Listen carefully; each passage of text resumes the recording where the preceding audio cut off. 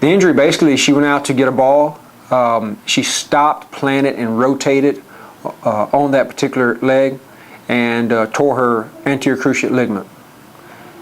She then had surgery about 2 weeks later, and when she came to us, so she was post-op with a huge knee effusion, but she was basically suffering from being really behind in her rehab due to the lack of range of motion and quad and hamstring strength in her knee.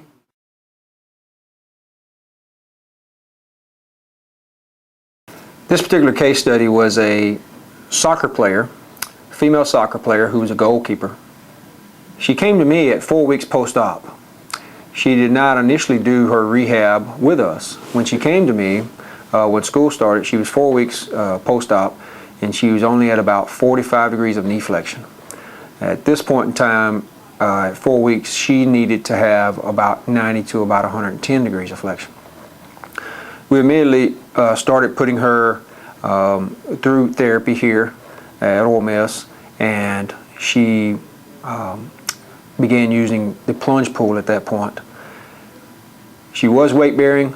She gained about 15 degrees of flexion within the first week of just using the plunge pool and using the dynamic stretching tubing along with some passive flexing inside the pool.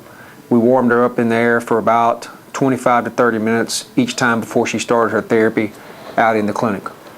At 6 weeks out, we started exercising her inside of the pool, the HydroWorx 2000, and within about 2 weeks, at 8 weeks post-op, she had 135 degrees of flexion. We really want to nail her with a lot of resistive exercises inside the pool, as well as passive exercises to increase her motion, stimulate her quads, and increase her hamstring strength.